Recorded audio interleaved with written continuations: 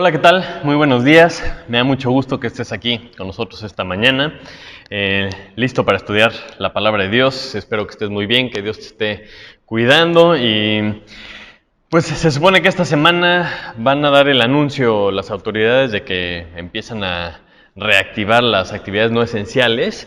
Les pido que se cuiden, que obedezcan las instrucciones del gobierno.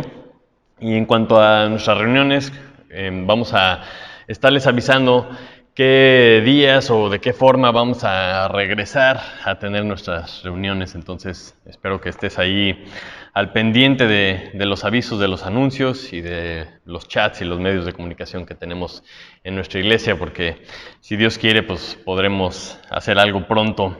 Y en esta época de cuarentena, a lo mejor un poquito a fuerza, hemos tenido más tiempo, ¿no? Más tiempo para hacer cosas que muchas veces no hacíamos. Y con ese tiempo y con las actividades que hemos estado haciendo en familia, por ejemplo, mi familia y yo hemos estado trabajando en un huerto. Una de esas actividades que simplemente por el tiempo casi nunca habíamos podido hacer. Y es increíble ver cómo crecen las plantitas, cómo siembras y van creciendo. Y todo el proceso, la verdad es que ha sido muy enriquecedor y de mucho aprendizaje.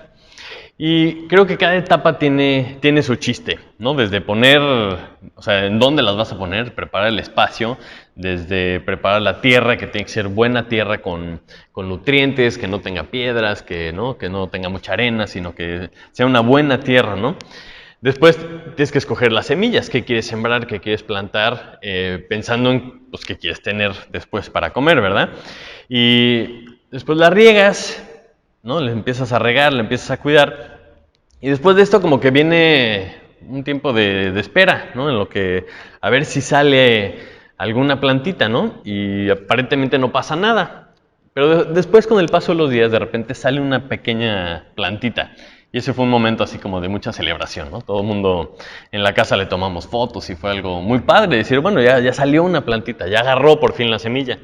Y después de eso, es todavía más espera, ¿no? Tienes que esperar todavía más porque tienes que salir a regarlas, tienes que estar al pendiente de las plantitas. Y pasa mucho tiempo y aparentemente, pues no pasa nada. Y pasaron muchas semanas de aquí a que pudimos ver el primer fruto, la primera señal de que ya había fruto. Y después de un rato ya de varias semanas, si no es que meses, ya pudimos tomar nuestros primeros tomatitos, ¿no? Nuestros primeros frutos. Y la verdad es que ha sido muy gratificante todo el proceso. Hemos aprendido muchísimo, pero te das cuenta de todo lo que se requiere en este proceso.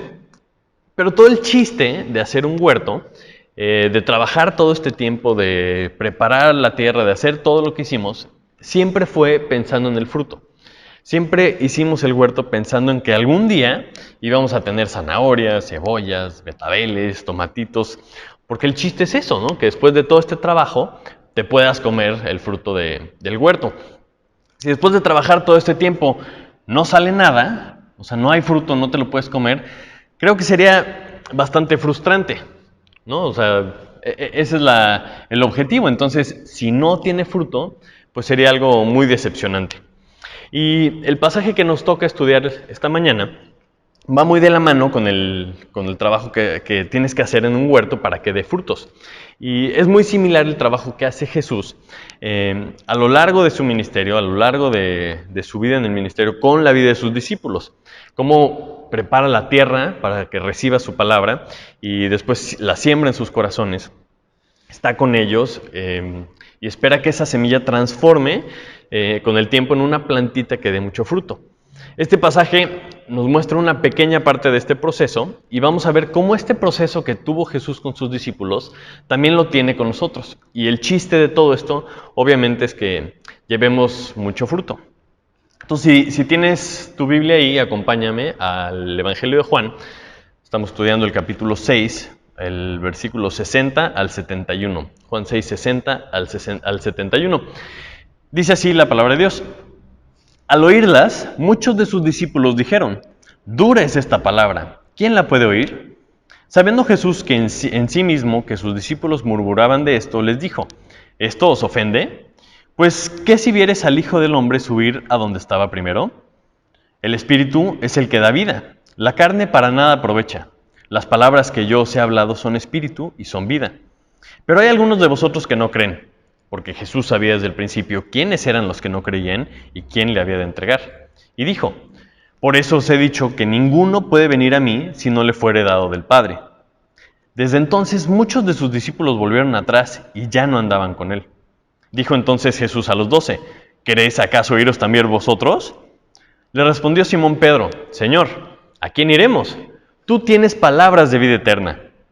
Y nosotros hemos oído y conocemos que tú eres el Cristo, el Hijo del Dios viviente. Jesús les respondió: ¿no os he escogido yo a vosotros los 12 y uno de vosotros es diablo? Hablaba de Judas Iscariote, hijo de Simón, porque este era el que le iba a entregar y era uno de los 12. Acompáñenme a orar, por favor. Padre Santo, te damos muchas gracias esta mañana porque podemos estudiar tu palabra, Señor. Gracias porque tenemos esta oportunidad de hacerlo a distancia, Señor. Te pido por favor que tú prepares los corazones esta mañana para recibir tu palabra, para que tú nos enseñes algo, Señor, y que podamos ponerlo en práctica, Señor. Te pedimos también que pronto podamos reunirnos nuevamente, estar juntos en armonía, gozándonos unos con otros, Señor. Y pues te pido que sigas guardando nuestras vidas y que también podamos trabajar más para ti, Señor. Te lo pedimos y te lo agradecemos. En el nombre de Jesús. Amén. Muy bien. Entonces, con este pasaje, con esto que acabamos de leer, llegamos al final del capítulo 6. Hemos visto, la semana pasada veíamos, cómo Jesús le enseña a una gran multitud en Capernaum y utiliza palabras difíciles de creer, difíciles de entender y para muchos de los que estaban escuchando, difícil de aceptar. Entonces, Jesús ha dicho cosas como que Él había venido del Padre, que solamente creyendo en Él tenemos vida eterna. También dijo que Él resucitaría a estas personas en el día postrero. Dijo también que Él era el pan de vida y entre otras muchas cosas. Entonces, ante la reacción de incredulidad de las personas que están oyendo sus palabras, primero que nada Jesús define sus palabras. Define que sus palabras son espíritu y son vida, como dice el versículo 63.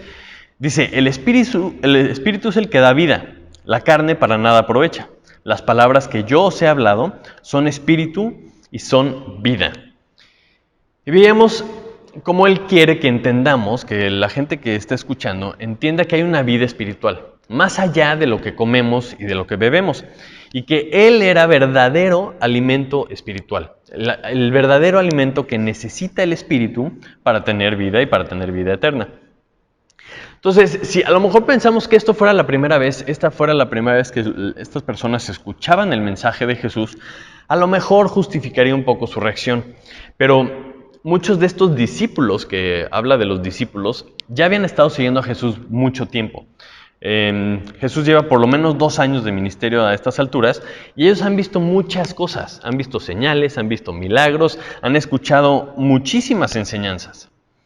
Una de esas enseñanzas, si recuerdas, es una de las parábolas más famosas, que es la parábola del sembrador. Y cuando estamos en este pasaje que estamos leyendo ahorita, Jesús ya les había dicho esta parábola, ya les había explicado también la parábola. Si quieren la recordamos rápidamente. La parábola del sembrador dice que sale un sembrador a sembrar y va aventando las semillas y caen en 4 diferentes tierras. Dice que unas semillas cayeron junto al camino, otras cayeron entre pedregales, otras entre los espinos y otra parte cayó en buena tierra. La semilla que cayó en el camino, dice que vienen las aves y se la llevan, ¿no? Se comen esa semilla. La que cayó en los pedregales creció, pero como no tenía suficiente tierra, no echa raíz, y cuando sale el sol, se quemó. El otro es entre los espinos. También creció, pero creció junto con los espinos. Entonces, cuando crecieron, los espinos ahogaron a la plantita y no la dejaron llevar fruto. Y la otra pues cae en buena tierra, ¿no? Y dice que la que cayó en buena tierra llevó fruto al 100, a 60 y a 30 por uno. O sea, mucho, mucho más. De una sola semilla produjo muchísimo fruto. Entonces Jesús más adelante les explica a sus discípulos el significado de esta parábola y cómo cada una de estas tierras son diferentes personas, diferentes tipos de personas. Entonces podríamos decir que Jesús ya lleva un par de años preparando la tierra y sembrando la semilla en cada lugar al que iba. Y él dice que la semilla es la palabra de Dios. Entonces, cuando estudiamos el ministerio de Jesús, vemos que siempre que enseña algo, siempre que les da una lección a sus discípulos, después lo pone en práctica, para que ellos pudieran ver cómo se hacían las cosas. Y después les enseña a ellos a hacerlo y después los pone en práctica. Los pone a prueba a ver cómo, ahora sí que si aprendieron la lección o no. Tiene este patrón constantemente a lo largo de su ministerio. Y entonces todo esto que estamos platicando se parece mucho al proceso de sembrar, ¿no? Y tienes que sembrar y después tienes que esperar que va saliendo la plantita, vas viendo cómo crece, la tienes que ir cuidando y empieza a agarrar forma, ¿no? Empieza a aparecerse la planta que debe algún día llevar el fruto que pretendiste cuando la sembraste. Pero todo comienza con esa semilla. Pablo nos dice que la fe es por el oír y el oír por la palabra.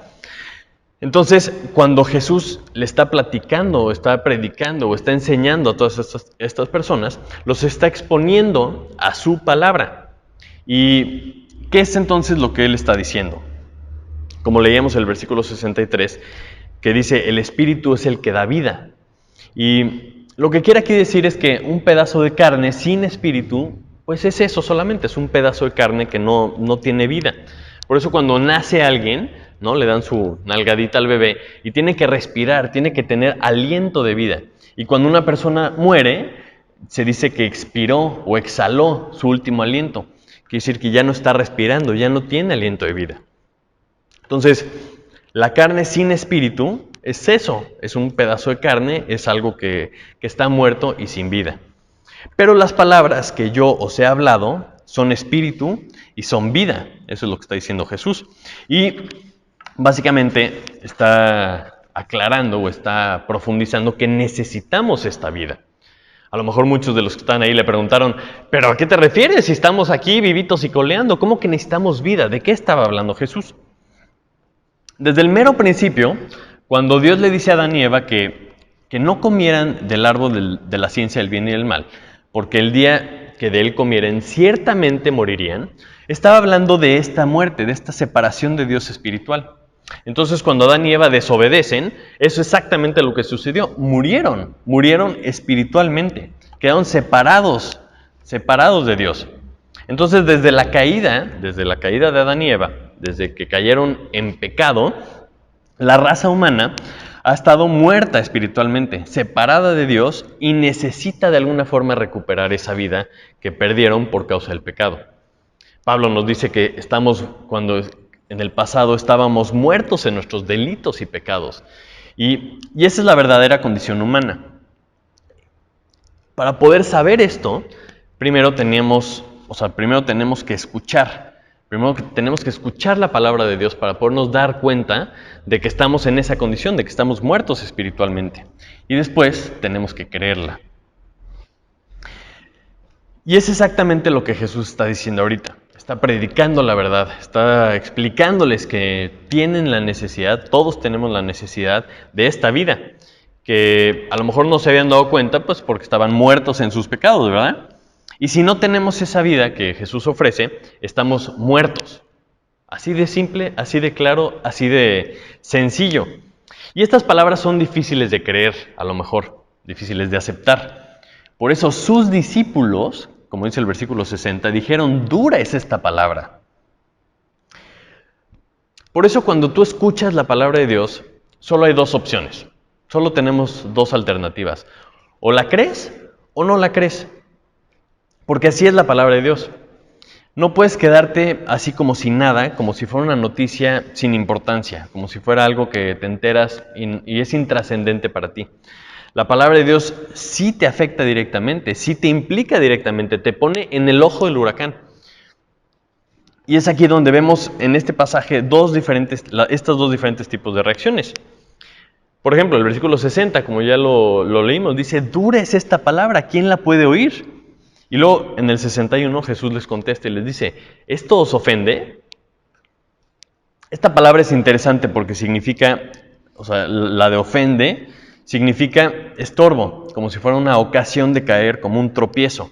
Y le está diciendo, ¿esto que les digo los hace tropezar?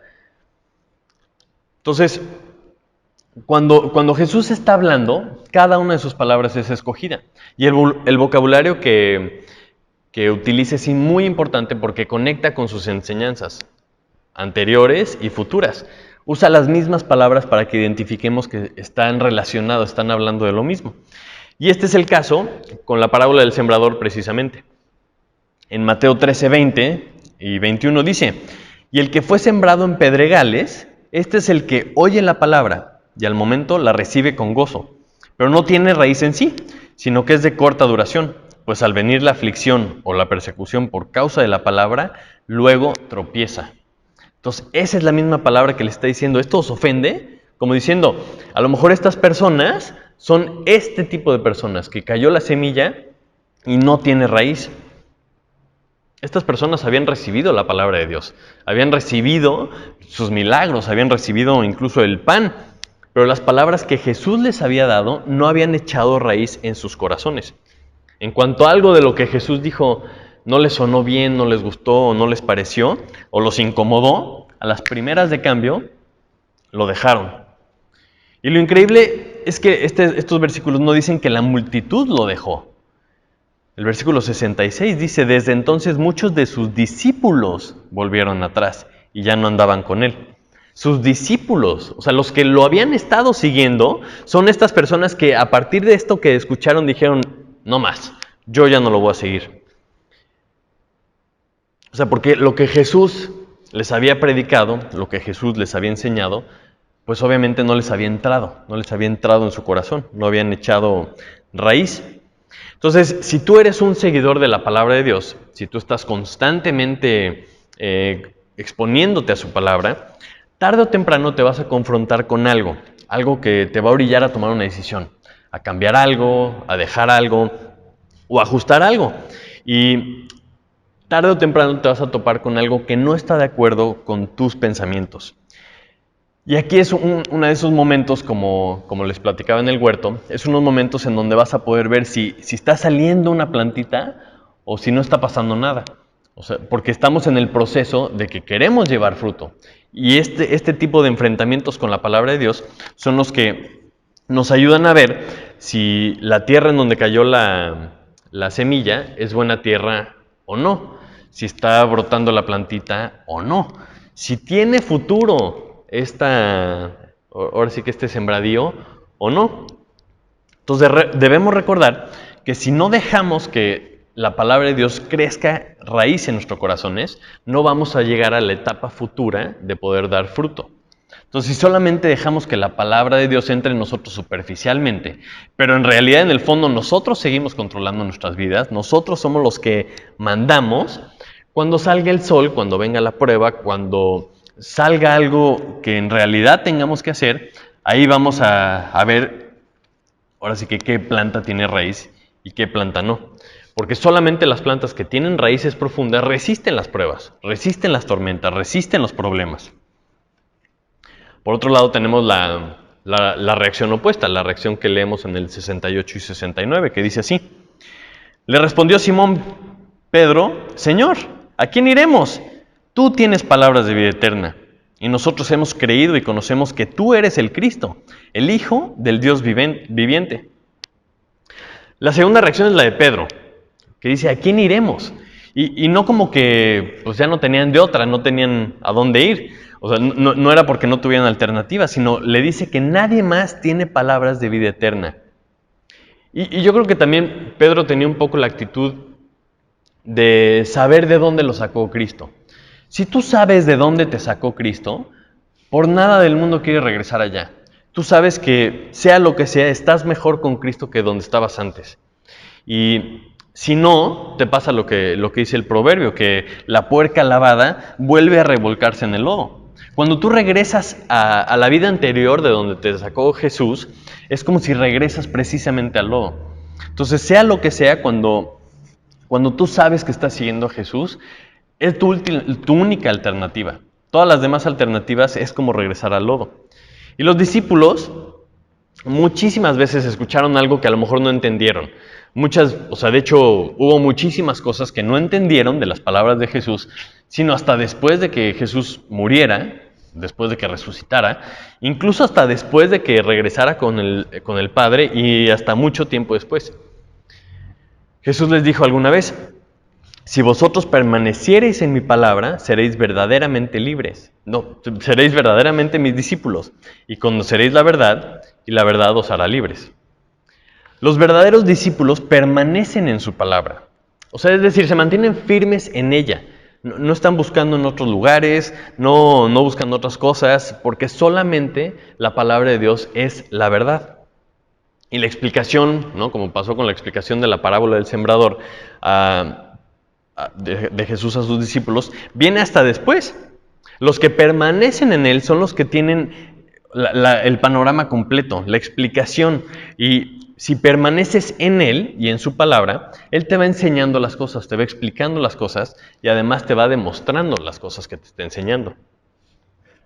En este pasaje también vemos un ejemplo muy claro de esto cuando Jesús les dice en el versículo 62, pues ¿qué? Si viereis al Hijo del Hombre subir a donde estaba primero. Imagínate escuchar esto en ese momento, pensar, Jesús va a subir al Padre, como había estado diciendo. A lo mejor eran unas palabras muy complicadas, muy difíciles de entender. Le estaba diciendo, a lo mejor Jesús como que diciéndole, si me ven subir al Padre, ¿me van a creer o no? Y a lo mejor algunos pensaron, sí, pues seguro sí. Pero no necesitaban esa demostración que Jesús se las da más adelante. Ha de haber sido increíble, después de todo lo que pasó, después de la muerte, sepultura y resurrección de Cristo, que ven a Jesús como es levantado otra vez en una nube y regresa donde estaba originalmente. Han de haber recordado las palabras de Jesús, han de haber dicho, claro, a esto se refería, ya entendemos ahora por qué nos dijo lo que nos dijo. Y es que las palabras tienen un peso en nuestra vida cuando vienen de una fuente que nosotros consideramos confiable. Esto ya lo hemos visto. Pero la clave para que un discípulo de Jesús se mantenga firme en la palabra de Dios es saber quién está hablando. ¿Quién es el que dice estas palabras? De esta forma sabes que todo lo que Él dice se va a cumplir. Entonces ahora sí, aunque tardara lo que dijo, aunque tardara esta palabra, sabes que va a suceder porque sabes quién la dijo. Y mientras tanto tú vives en fe, vives confiando que Jesús lo va a hacer tarde o temprano. Y es aquí donde se pone interesante cómo Juan nos presenta este pasaje. Entre las palabras que Jesús está hablando, Juan como narrador hace algunos comentarios que van de la mano con todo el propósito de su evangelio, que es que conozcamos nosotros que Jesús es Dios. La persona de Jesucristo es la clave de sus palabras, porque si tú crees que Él es Dios, entonces entiendes que lo que Él dice es palabra de Dios y como tal se va a cumplir. Vamos a ver unos ejemplos. En el versículo 61 dice, sabiendo Jesús en sí mismo que sus discípulos murmuraban de esto, les dijo, esto os ofende. Pero obviamente solamente Dios puede saber en sí mismo lo que las demás personas están pensando. Solamente Dios puede conocer los pensamientos del hombre. También en el 64 dice, porque Jesús sabía desde el principio quiénes eran los que no creían y quién le había de entregar. Y el 71 habla de lo mismo. Hablaba de Judas Iscariote, hijo de Simón, porque este era el que le iba a entregar y era uno de los 12. Os está diciendo que ya sabía lo que iba a pasar. Y estos comentarios los hace el narrador, los hace Juan mientras está escribiendo, porque él ya vio lo que pasó. Él ya sabe que Jesús fue traicionado, ya sabe que fue crucificado, que resucitó. Pero en el momento de lo que estamos leyendo, las personas que están ahí no han visto nada de esto. Entonces imagínate escuchar este tipo de cosas cuando Jesús estaba hablando a futuro. Por ejemplo, el 65 dice, por esto os he dicho que ninguno puede venir a mí si no le fuere dado del Padre. Básicamente les está diciendo que Él conoce la voluntad de Dios, que Él conoce el plan de Dios y hasta las personas que Dios iba a escoger. Este tipo de conocimiento, está diciendo claramente que Él es Dios, que Él sabe lo que Dios está pensando. Desde entonces, muchos de sus discípulos volvieron atrás. Y la realidad es que no sabemos qué cosa les molestó o qué fue lo que detonó el que dijeran hasta aquí yo ya no puedo seguir a este señor, no le creo, está diciendo loqueras o algo así. Tal vez no aceptaron que Jesús fuera Dios, tal vez no aceptaron que no tuvieran el control ellos de sus vidas como lo podían imaginar, pero lo que sí sabemos es que no le creyeron y por eso lo dejaron. Entonces, cuando escuchamos la palabra de Dios, primero que nada tenemos que reconocer quién está hablando. Y si sabes quién está hablando, entonces lo que dice es verdad. Nuestra iglesia se llama Palabras de Vida, porque cualquier otra cosa que prediquemos o que enseñemos que no sea la palabra de Dios, las palabras de vida eterna, pues obviamente son cualquier tipo de enseñanza. No son palabras de vida eterna, sino son las palabras de Dios. Y en su palabra es donde nosotros podemos ver sus planes, sus propósitos, nos explica, nos muestra todo lo que Dios está haciendo. Sabemos que Dios tiene todo bajo control y que nada se sale de su dominio. Mientras más conoces a Dios también crece tu confianza en Él. Y eso es lo que está pasando con los discípulos de Jesús. Él, como pasaba la lección y después les explicaba, lo mismo pasa con nosotros. Si tú te mantienes cerca de Él, si estás constante en su palabra, si estás firme en lo que Él dice, con el tiempo te lo va enseñando, te lo va demostrando. Y el saber quién es Jesús, al mismo tiempo también aplica para cuando caemos, cuando nos equivocamos, cuando pecamos. Porque si tú sabes quién es Él, regresas a Él, porque no tienes alternativa. Por más grave que haya sido tu error, no tienes una mejor alternativa que no sea Jesús. Entonces tú regresas a Él.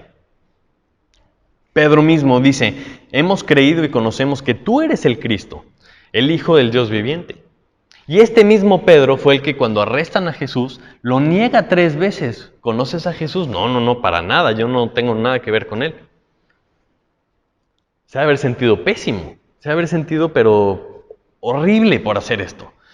Sin embargo, esto también fue una prueba de haber llegado el momento, ahora sí que el momento de la verdad, si pasaba el examen o no. Y Pedro reprobó, pero regresó a Cristo. Regresó a Cristo y regresó transformado, con una determinación que seguramente antes no tenía. Los otros discípulos también. Todos dejaron a Jesús en el momento del arresto. Y todos regresaron a Jesús, todos excepto uno. Pero como ellos permanecieron confiados en lo que Jesús había dicho, esas palabras de Cristo echaron raíz en ellos. Esa plantita empezó a echar raíces, empezó a crecer. Entonces, lo que Jesús había sembrado, entonces empezó a crecer. Y Jesús estaba trabajando en este huerto, en donde quiere que todos crezcan. O sea, Él quiere que todas sus semillas, toda la palabra que Él siembra, crezcan y lleven mucho fruto. Por eso Él se involucra y se mantiene cerca de sus discípulos para irlos guiando en el proceso. O sea, en este proceso de crecimiento. O sea, porque Jesús no quiere fans, no quiere solamente seguidores, Él quiere discípulos. Y los discípulos no son solamente fans que reconocen y que admiran a Jesús. Esto es muy importante. Pero Jesús no buscaba agradar a las masas, ¿no? Él buscaba solamente agradar al Padre. Y todo lo que Él hacía era para agradar al Padre. Y esto le enseñaba a sus discípulos a hacer lo mismo. Así como su propósito fue agradar al Padre y hacer su voluntad en todo, eso mismo nos enseña a nosotros. O sea, nos enseña que ese debe ser nuestro propósito, agradar al Padre en todo lo que somos, en todo lo que hacemos, para que llevemos fruto.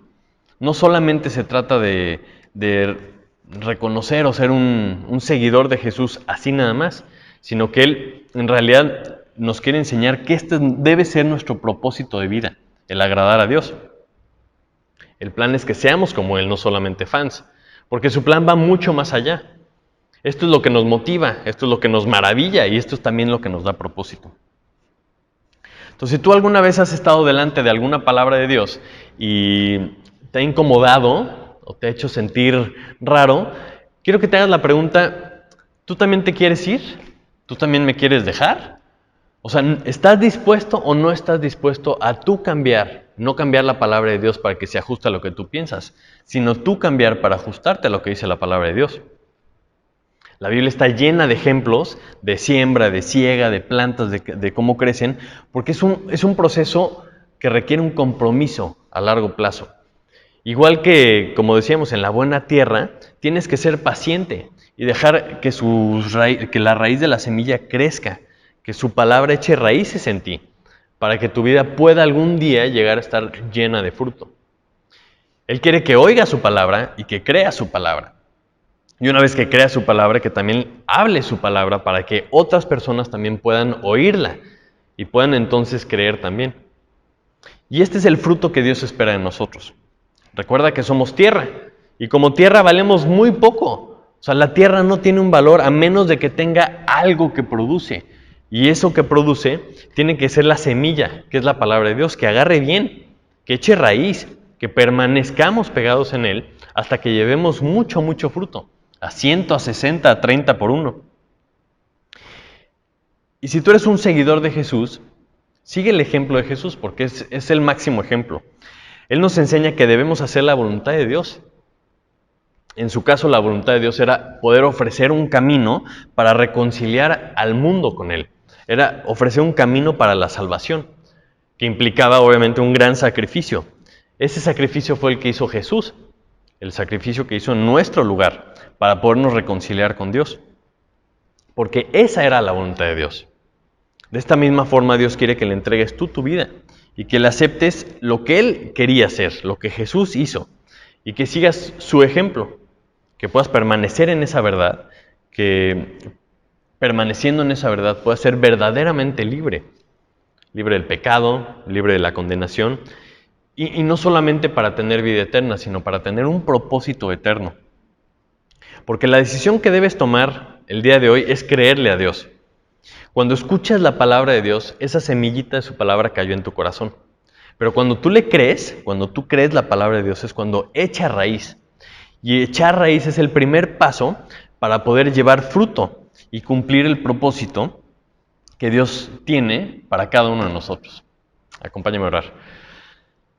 Padre Santo, te doy muchísimas gracias por tu palabra. Gracias porque nos muestras, Señor, que tú tienes un plan para nosotros, que estás al pendiente, Señor, que tú no quieres personas que solamente te escuchan y que solamente te ven, que solamente te admiran, Señor, sino que tú en verdad quieres personas que lleven fruto, Señor. Tú quieres que seamos transformados por medio de tu palabra, Señor. Y esta mañana yo te pido que todas las personas que estén escuchando este mensaje, Señor, que estén dispuestas a creerte, Señor, que estén dispuestas a dejar que tu palabra eche raíces en sus corazones para que los puedas mantener firmes y pegados en ti, Señor. Que puedas transformar cada uno de nuestros pensamientos en tus propios pensamientos y que podamos llevar fruto, Señor. Que podamos llevar fruto para tu gloria y tu honra, Señor. Te pido que nos ayudes, que nos des valentía, que nos des denuedo, que nos des lo que se requiere, Señor, para hacer una diferencia para ti en estos tiempos tan difíciles que estamos viviendo, Señor. Te pido que seamos embajadores de tu palabra, Señor, y que podamos hacer una diferencia para tu gloria y tu honra, Señor. Te lo pido en el nombre de Jesús. Amén. Bueno, pues muchísimas gracias. Espero que haya sido de bendición este mensaje para ti como ha sido para mí. Que tengas una excelente semana. Estamos al pendiente de los anuncios para ver pues en qué tiempos y qué tan pronto nos podemos volver a juntar. Sigue mandando tus peticiones, sigue orando por los hermanos unos por otros y estamos en contacto. Que Dios te bendiga y que tengas una excelente semana. Hasta la próxima.